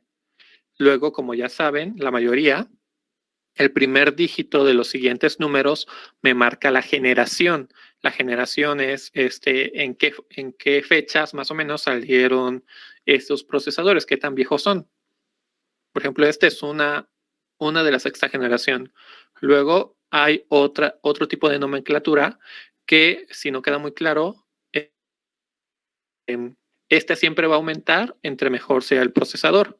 Por ejemplo, aquí podría ser que 6700 es de menor capacidad tiene menores núcleos que un 6920. Este procesador es menos potente que este otro de aquí abajo, en teoría. Para eso nos sirve esa nomenclatura. Ahora, ¿qué familias y qué modelos hay? Esto también me parece que no quedó muy claro para algunos, pero aquí se los vuelvo a repetir. Como sabemos, hay dos grandes compañías, Intel y AMD. Todos ellos tienen diferentes gamas, es decir, diferente rango de funciones, de capacidad de poder bruto, divididos más o menos de esta manera. No es 100% exacto, pero es para que ustedes se den una idea.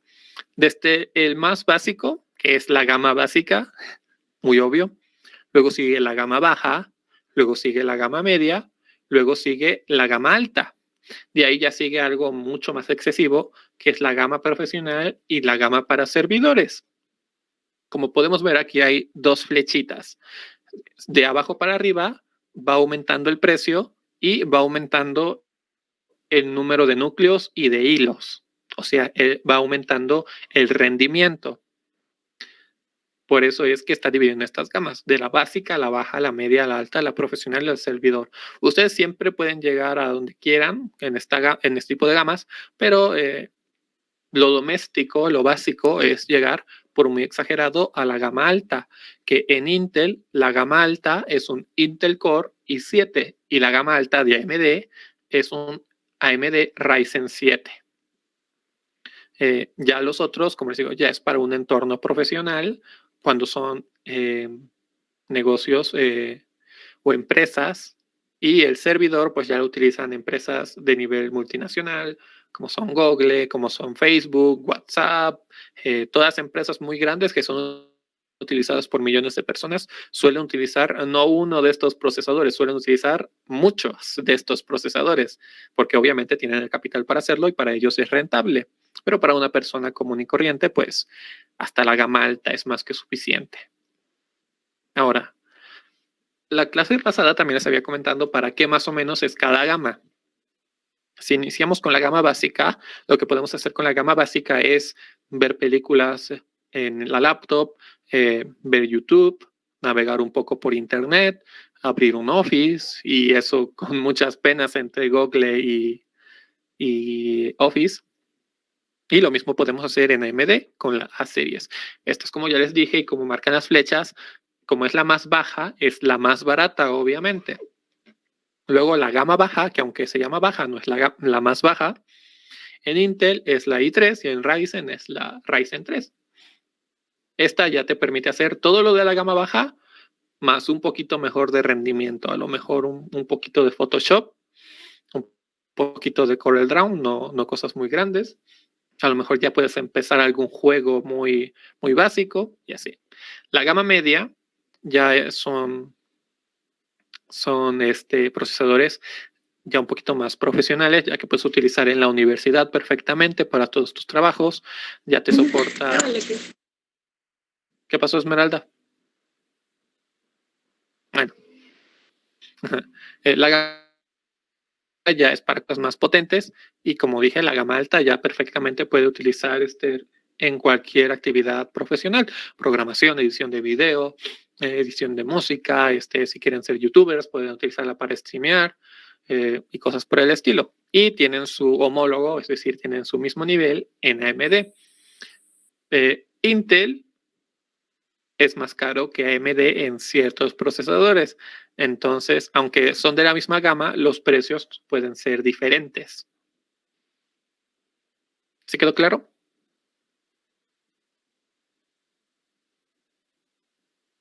Sí, Inge. Sí. El de Ryzen, el Threadripper anda como en 64 y algo pesos, ¿verdad? 64,000. Sí, sí, muy carísimo, porque ya son para, les digo, empresas multinacionales y así que se lo pueden permitir. Y no solamente uno, se pueden permitir comprar unos 100 incluso, igual del lado de SEM. El i7 ahorita anda en unos 20,000 pesos y el Ryzen 7 anda por ahí de los 16, creo, me parece. Bueno, ahorita vamos a ver precios, pero no de esa gama. Ahora, las generaciones. tampoco quedó muy claro qué son las generaciones. Como ya les había dicho, entre más alta sea la generación, quiere decir que es más reciente. Entre más baja sea la generación, quiere decir que son procesadores más viejitos. Se supone que entre mayor sea la generación, más tecnologías van incorporando y el desempeño va siendo mucho mejor. Por eso es que desde abajo, que son las generaciones más viejitas, hacia arriba hay mejoras, o sea, hay un desempeño creciente. En Intel, yo elegí la gama media, porque yo creo que es lo más caro en estos momentos que uno como estudiante puede aspirar. O yo pienso eso, la verdad.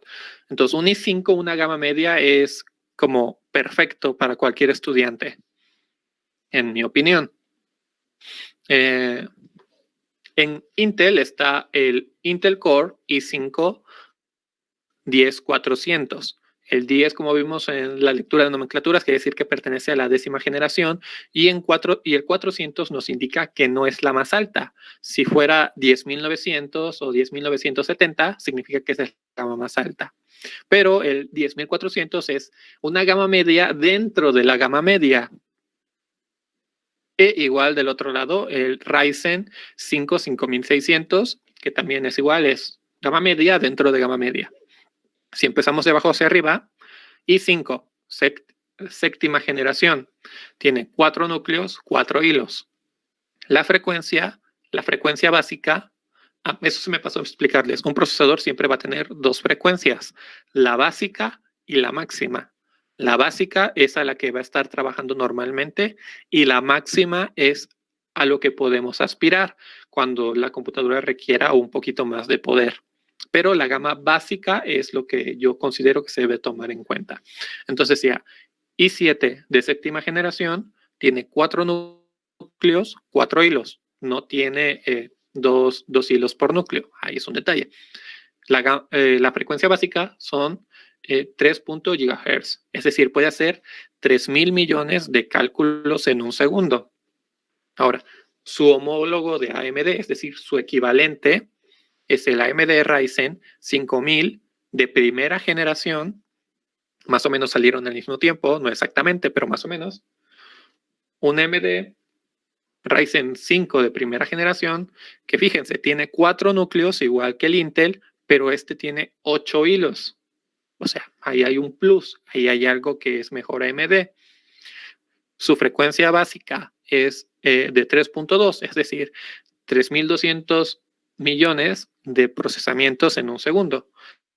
Si se dan cuenta, le gana un poquito en frecuencia básica a Intel, pero Intel tiene una frecuencia máxima superior a AMD, que siempre se ha distinguido Intel por eso, por tener frecuencias más altas que AMD.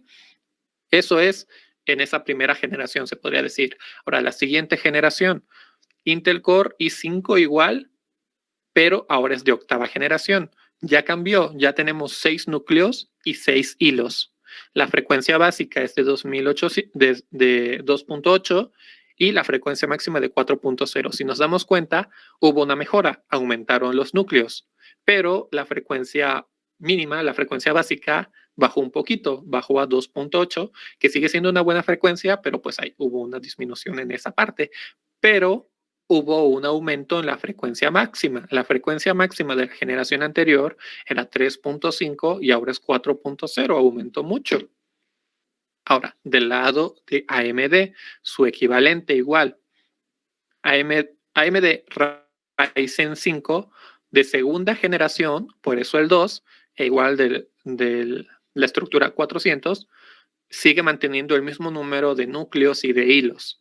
4 núcleos, 8 hilos, pero la frecuencia mínima, la frecuencia básica, es mayor a la frecuencia básica del Intel de más o menos la misma generación.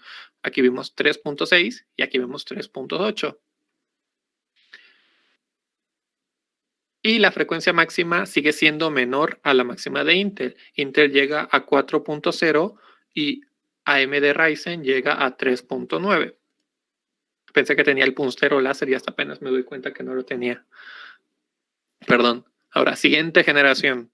Un Intel Core i9 de novena generación, mismo rango 400, sigue manteniendo 6 núcleos, 6 hilos, pero la frecuencia básica ya aumentó un poquito y la frecuencia máxima también ya aumentó un poquito respecto a la generación anterior. Ahora, su equivalente en AMD, un Ryzen 5 de tercera generación en 4.2, sigue manteniendo exactamente los 4 núcleos, 8 hilos, pero su frecuencia máxima aumentó respecto a su generación anterior y su frecuencia máxima también aumentó, incluso ya superó por poco a la de Intel. Ahora, Intel i5 décima generación, por fin ya lo hizo, 6 núcleos, 12 hilos, en contraste a 6 núcleos, 6 hilos. Su frecuencia mínima sigue manteniéndose en 2.9, pero su frecuencia máxima aumentó a 4.3. Su equivalente en Ryzen vendría a ser un Ryzen 5 5600, que igual tiene 6 núcleos, 6 hilos, pero si nos damos cuenta, ahora AMD ganó completamente. Tienen el mismo número de núcleos y el mismo número de hilos, pero la frecuencia máxima y la frecuencia mínima ya son mayores a las de Intel y son las mismas gamas, por decirlo. Y obviamente AMD, como ya les había dicho, es más barato que Intel. Entonces aquí es un contraste para que vean el desempeño en cada generación en un procesador que más o menos se supone que debe de ser su equivalente en cada compañía. Si nos vamos a la página de Intel y buscamos i5 de décima generación, el i5 de décima generación no es solamente un procesador, son muchísimos procesadores. E igual que en la tablita que yo les acabo de mostrar en la presentación, desde abajo es el procesador más básico hasta arriba, que es el procesador más potente de esa generación. Entonces, hay que aprender a buscar, hay que aprender a leer nomenclaturas para saber qué tipo de características es el que tiene cada procesador. ¿Allí quedó todo claro? ¿Alguna duda, alguna pregunta antes de que pase a lo siguiente? Ya casi terminamos, no se duerman.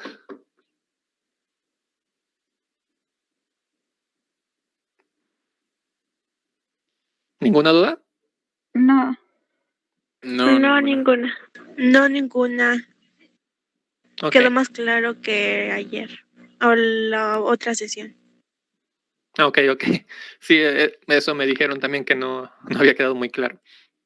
Ahora, precios. Siempre les voy a decir precios porque voy y vuelvo y les repito, van a tener que hacer esa actividad. Me van a armar su lista de componentes con características y precios y yo voy a evaluar si está bien armada y si cumple con las características que yo les voy a decir. E igual vemos homólogos, como decía, un Intel Core i5 de décima generación de 400, el que acabamos de ver, está en Amazon. Yo solamente saqué precios de Amazon, la verdad no investigué muy bien. Está a 4,300 pesos redondeando. Ahora, un procesador que más o menos da la talla podría ser el Ryzen 2600, que está a un precio mucho menor. Fíjense, está a casi 1,100 pesos menos. Y como ya vimos, pertenecen a la misma gama. E incluso Ryzen podría tener un poquito mejor de desempeño que Intel. Entonces, aunque sean de la misma gama, siempre puede haber productos que sean más baratos y nos ofrezcan las mismas características por un menor precio. Esto sucede en todo, no solamente en el i5, sucede en el i7, sucede en el i3, sucede en los Celeron, sucede en los i9. Pero yo puse el i5 porque, como les digo, es como el precio máximo que uno puede pagar cuando es estudiante. Es como el ideal, como lo más bonito. Bueno, al menos en mi generación de la universidad eso es lo que pasaba. Uno no aspiraba al i7, uno aspiraba a un i5 que pudiera correr perfectamente. Entonces, por eso yo les estoy dando esta información, para que no solamente se quede como, el profe está hablando del curso y a ver, ¿a qué horas termina? No, también para que les sirva a ustedes en su vida estudiantil y profesional probablemente. Entonces, siempre les voy a dar precios, aunque sea aproximados, aunque sea muy, muy nebuloso. siempre les voy a dar algún precio. Ahora, la pregunta del millón. El de la izquierda es un i7 de séptima generación y el de la derecha es un i7 de séptima generación igual, pero para laptop. Pregunta, ¿son iguales? ¿Se desempeñan igual? ¿Qué creen ustedes? ¿Tienen las mismas características? ¿Tienen el mismo poder bruto? No, no lo tienen. Ok. Yo Mario, digo tú que ya no. sabes por qué. Ok. ¿Por qué no? ¿Por qué no? Ujú, ¿por qué no? ¿Por qué creen ustedes que no? Bueno, el de laptop es más compacto, y debido a las temperaturas, pues no es tan potente como el otro. El de escritorio, pues se puede poner un disipador mejor y pues mejor enfriamiento. Y no es lo mismo, son como más compactos, creo. Ujú, ok. Sí, ahora, los demás que dicen algo que quieran agregar, alguna otra idea que tengan, recuerden que no hay ideas tontas, no hay preguntas tontas. Por eso estamos aquí, por eso estamos para aprender y yo estoy para tratar de explicarles. No es lo mismo porque el de la izquierda tiene solo la K y el de la derecha tiene una HQ. No se te escucha bien, Eric. O bueno, yo no te escucho bien. Son las letras, profe. ¿Qué tienen las letras? Eso es lo diferente. Ok, bueno, sí, la nomenclatura es diferente, pero yo les preguntaba de características. Bueno, si alguien más no tiene otra idea, les explico por qué. Pero ¿alguien quiere agregar algo?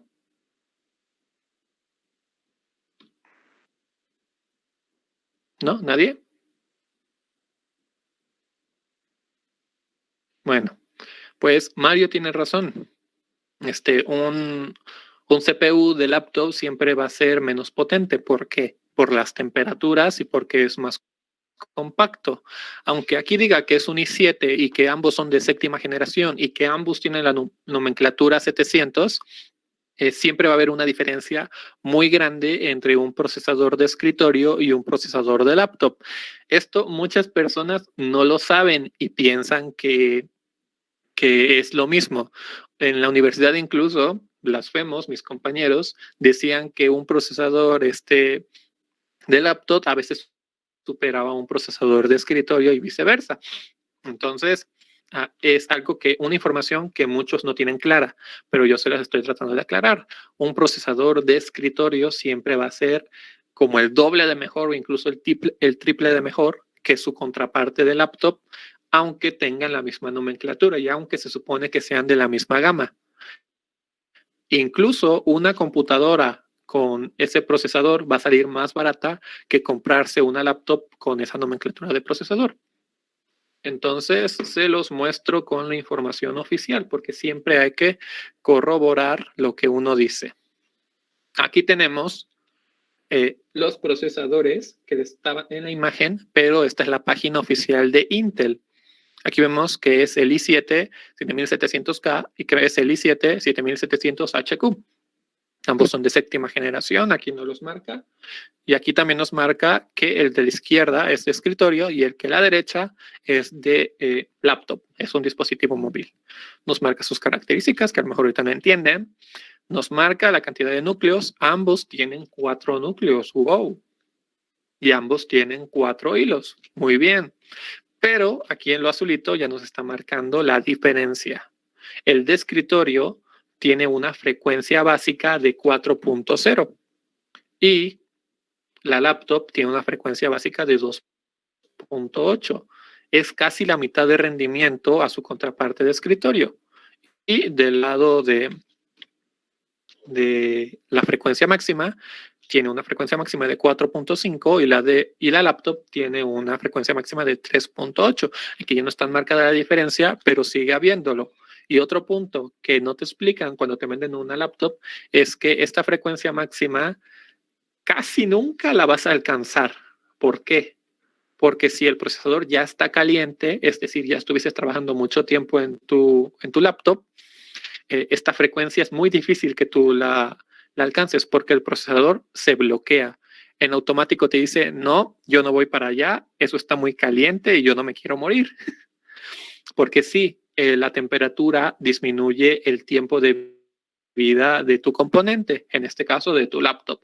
Si la mantienes caliente mucho tiempo, esa laptop te va a durar muy poco tiempo. Entonces, esos componentes se protegen a sí mismos y bajan su desempeño. Y la mayoría del tiempo se va a mantener en la frecuencia mínima. Por eso, estas frecuencias es bajo un ambiente controlado. Cuando digo un ambiente controlado es un cuarto con aire acondicionado o un ventilador directamente echándole aire a la laptop de la parte de abajo para que mantenga buena temperatura y cosas por el estilo. Entonces, esta frecuencia máxima, también en la de escritorio pasa eso, pero no tan frecuente. Esta frecuencia máxima casi siempre es teórica, no es real, casi siempre es teórica. Y las demás características, pues ahorita no nos interesan, pero ya vimos eso que nos importaba, que siempre el procesador de escritorio va a ser más potente que el procesador de laptop. Si ustedes se van a meter a una carrera como diseño gráfico, como programación, como ¿qué será? Arquitectura, diseño 3D, diseño de juegos, ¿qué otra cosa será importante? Ingeniero industrial, ingeniero civil, cosas que van directamente relacionadas a la tecnología, muy probablemente les vayan a pedir, ya directamente les van a pedir un buen equipo que soporte todo el software que es necesario para ese tipo de carreras, que la mayoría de veces es muy exigente. Si ustedes van a gastar y no les están pidiendo directamente una laptop, pueden armarse su propia computadora y les va a salir mucho más barato que comprarse una computadora, una laptop de alta gama.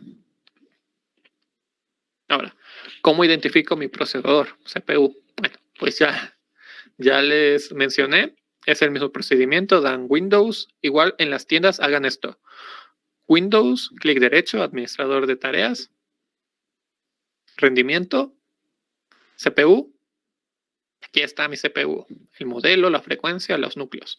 Y como ya les había dicho, clic derecho en Windows, clic derecho en el icono de Windows, administrador de dispositivos, buscan a procesador y aquí ya les aparece la cantidad de núcleos que tienen, el modelo, la frecuencia, igual.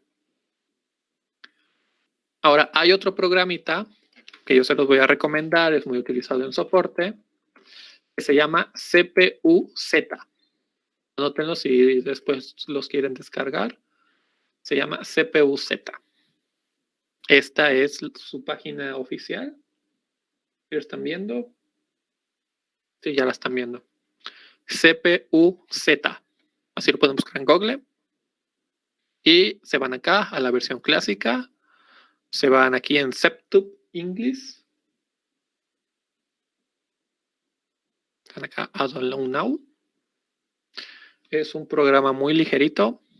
Nada más que ahorita estoy ocupando mucha red, entonces no me los descargo. Overcurious.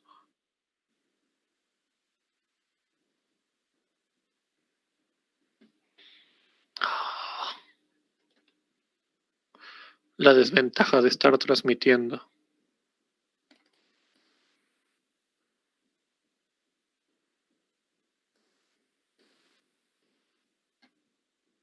Bueno, creo que voy a tener que buscar una imagen porque no la descarga. Es un programa muy básico, muy ligerito, ahorita solamente, y les va a mostrar una pantalla como esta. Aquí les va a mostrar toda su información. Les va a mostrar el nombre del procesador, les va a mostrar el socket del procesador, eso es muy importante, qué socket utiliza ese procesador. Les va a mostrar cuántos núcleos, cuántos hilos tiene aquí en la parte de abajo. También, si lo pudiera abrir, les mostraría, pero aquí en las pestañitas también nos da la información de la tarjeta madre, nos da la información de la memoria RAM, nos da la información de la tarjeta gráfica y nos permite hacer un bench. Un bench es una prueba de rendimiento que también está trabajando mi equipo. que también se está desenvolviendo. Y te da un punto de comparación con personas que también hicieron la prueba con el mismo procesador. Si el procesador que tú tienes, otra persona tiene el mismo procesador, pero el de él está rindiendo más que el tuyo, quién sabe por qué, o está rindiendo menos. Eso quiere decir que tu procesador está rindiendo muy bien.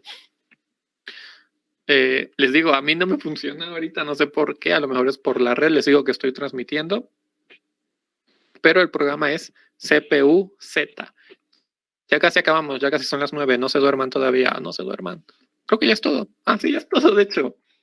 Bueno, entonces, ¿alguna duda, alguna pregunta, alguna sugerencia? ¿Van entendiendo todo lo que he dicho? ¿Ya se lo sabían? ¿O si les está ayudando? Denme retroalimentación, por favor, para que podamos ir mejorando la clase.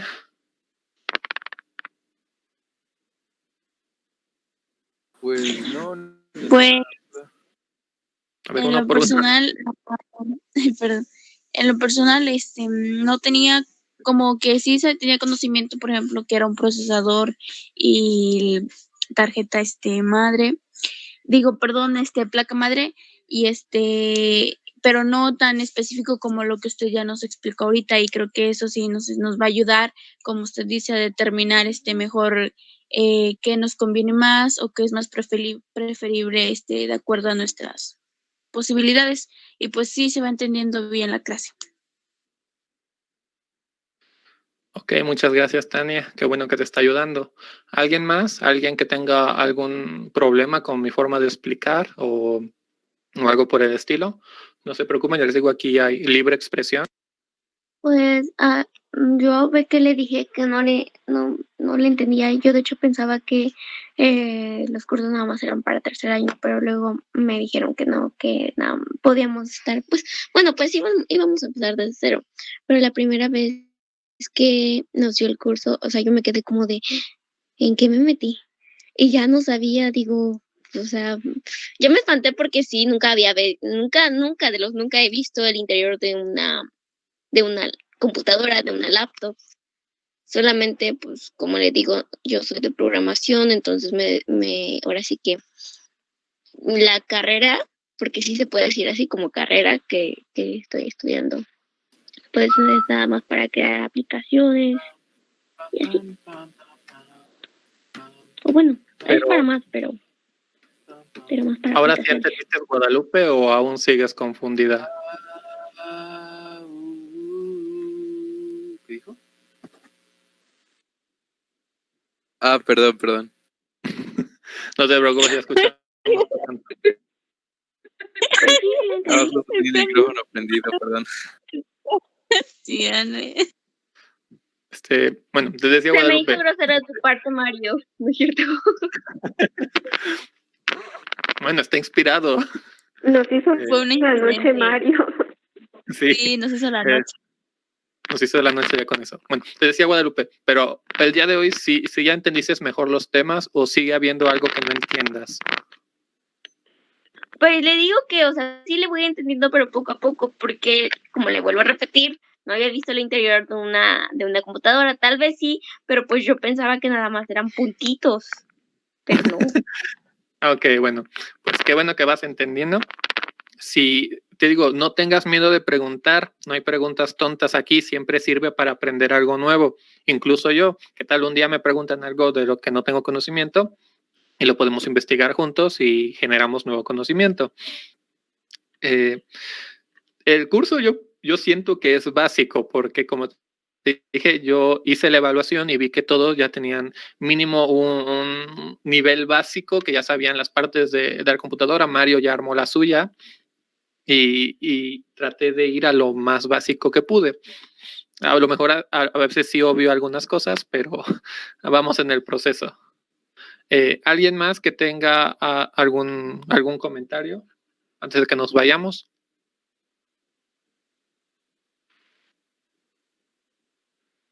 No, Inge, creo que no. Todo está claro como... Ok. Bueno, pues qué bueno que todo está claro. Nuevamente les pido disculpas por repetir los temas el día de hoy, pero pues ya quedaron mucho más claros. Al final no vino el supervisor, nada más me espantaron. Pero pues sirvió para muchas cosas. Vimos temas que no vimos la sesión de lunes y ya me parece que quedó todo claro en estos temas. La próxima clase vamos a iniciar con RAM y con medios de almacenamiento, que también son temas muy interesantes. Entonces, eso sería todo por hoy. Nos vemos mañana, igual a las 7 a 9 en horario normal. Y ahorita les envío el PDF de la presentación de hoy. Eso sería todo. Que tengan una linda noche. Nos vemos mañana. Hasta mañana, Inge. Gracias. Gracias igualmente. Hasta mañana. Hasta mañana. Hasta mañana. Antes, espere, antes, y entonces el horario, ¿cómo va a ser? O sea, ¿usted nos va a mandar ya mensaje cuando vayamos a entrar o nos va a volver a poner la tablita de nuestro horario? No, no estuviste cuando lo dije. El horario es el mismo, de 7 a 9. Lo único que cambia son los días. Ya no van a ser 5 días a la semana, van a ser 3 días solamente. Miércoles, jueves y viernes. Y así nos vamos a ir. Miércoles, jueves y viernes. De 7 a 9. Ok, gracias. Sí.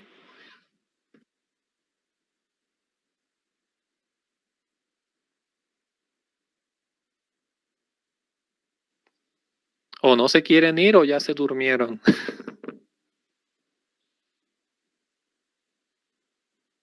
Entonces ya nos podemos ir. Sí, sí, ya se pueden desconectar. Les digo, nos vemos mañana. Hasta mañana, perdón. Hasta mañana. Hasta la mañana. próxima, profe. Bye. Hasta mañana, hasta mañana.